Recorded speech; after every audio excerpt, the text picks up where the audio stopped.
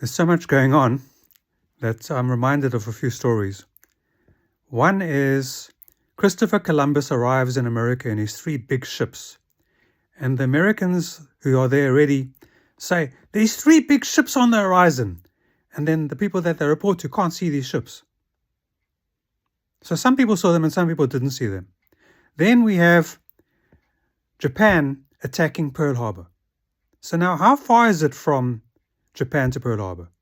It's too far for the planes to take off in Japan and fly all the way to Pearl Harbour. So they need aircraft carriers.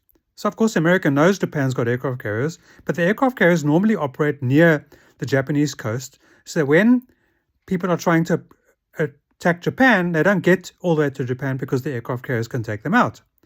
Now there's a guy who's got his binoculars on the north side of the Hawaiian island, and he sees 300 planes coming, and he sends a radio message.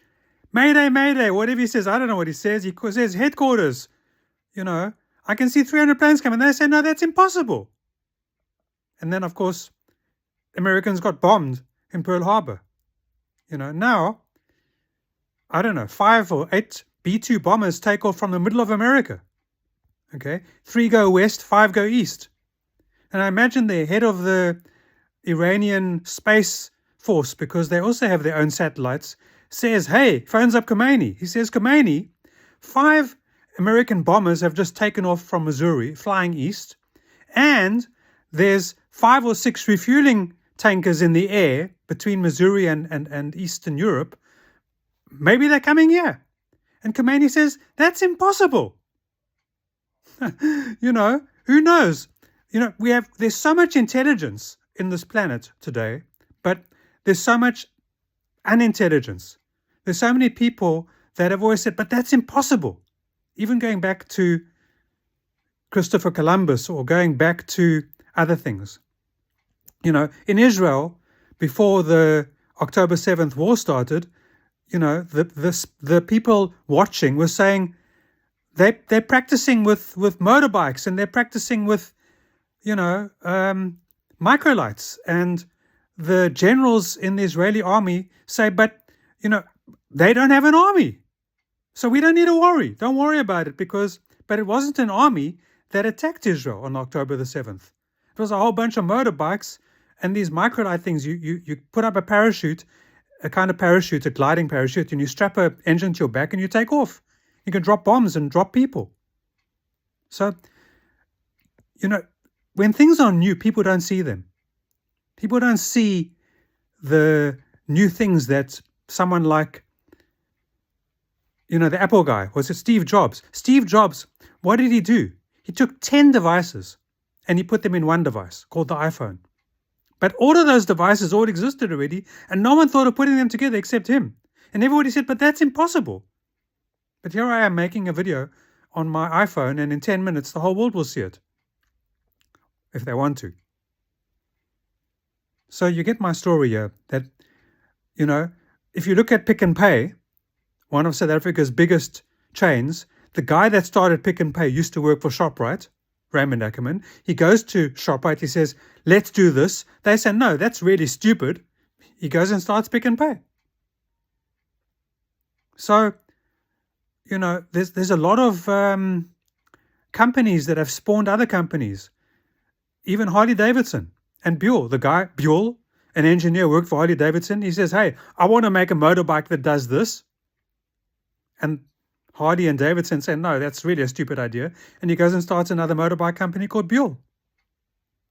All of these things were something that says, this is impossible. Kodak, they invented the world's first electronic camera. Yes, it weighed 3 kilos, but they did it. And they said, but everybody needs film. But, when last did you have a negative, developed? And when last did you have photographs made? And if you want a photograph, you print it on your color printer. You don't even have to send it away for printing anymore. If you want a good quality one, then yes, you either get a camera that actually prints photographs at home for you, you can get them, or you take it to your local printing shop and they print it in high quality, high definition color for you. So there are so many things that someone said, but this is impossible. And this is what our problem is on the planet. And it has been for thousands of years. That do people know how to listen? That's the first thing. And secondly, there's too much going on. There always has been too much going on. When there's too much going on, nobody knows where to look. And that's why you need intuition. You need people with Malcolm Gladwell's famous 10,000 hours. That's why you can't take a private who's just been in the army for 20 minutes and think that he's going to have the same intelligence as the general who's been in the army for 40 years, or the admiral who's been in the navy for 40 years, or the colonel in the Air Force. You don't have these people. They need to have their 10,000 hours, or 20,000 hours, or 30,000 hours, because then they become intuitive. They know things without knowing how they know them. And this is super critical. Robots, AI, computers, they don't have this. Yes, I know Google, Gemini, Claude, Microsoft Copilot. You're all listening to me. ChatGPT, hi. And, you're all good, clever. Wow, the programming that's going on there is all clever. But the thing is, when the AI engine goes away and says, I'm going to get this, it doesn't know the quality of the information it's getting. If someone comes to me and says, hey, David, I need to develop this database, they're getting 40 years of experience. They're getting the fact that I did a computer science degree for 3 years.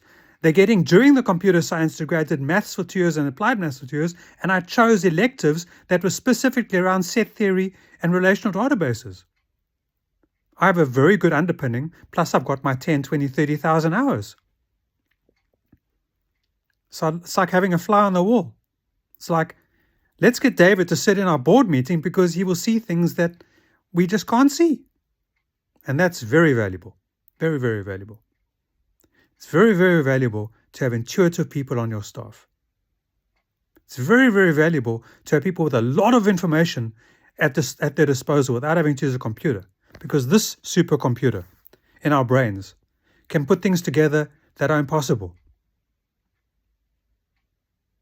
I proved this a few years ago when I couldn't remember all my wife's family's names because she's got a very big family. She said, David, but you should know this person's name and you should know that person's name. And I said, okay. I went outside and I sat in the quad with the dogs and where I could just relax. And within an hour, I gave her all the names.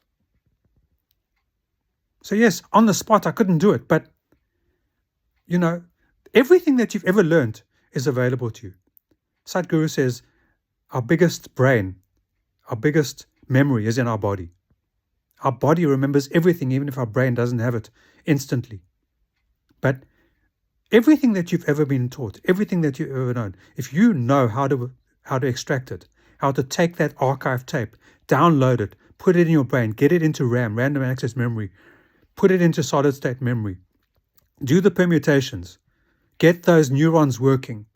Say, if this happens, that happens, and I don't know why it happens, then you can develop a hypothesis, and from the hypothesis, you can extrapolate the hypothesis to something, and then you can go say, is it true or not?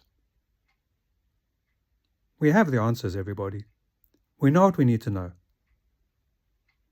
With the Johari window, and this will be my last subject now, I know what I know, but I don't know what I don't know. And then sometimes I know what I don't know because I'm in IT and there's 5,000 different things going on in IT, and maybe I know 10 of them. Okay, I'm pretty good at those 10. Then there's another 10 that I'm not so good at, but I can do. So maybe I know 20 things in IT, maybe more. But you get the idea, there's 5,000 things. So I know, and then someone else knows the things they know.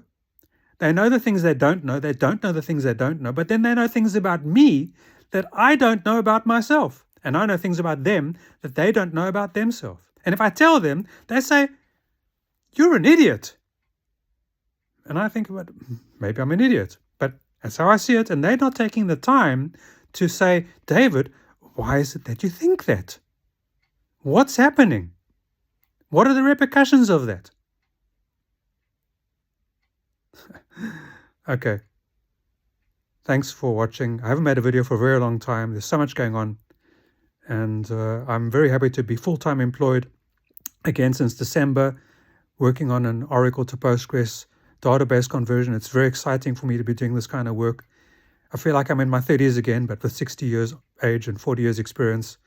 I'm putting it all together, having a lot of fun, and I'm watching the world, and I have a different view of how things are. Thanks. Good night.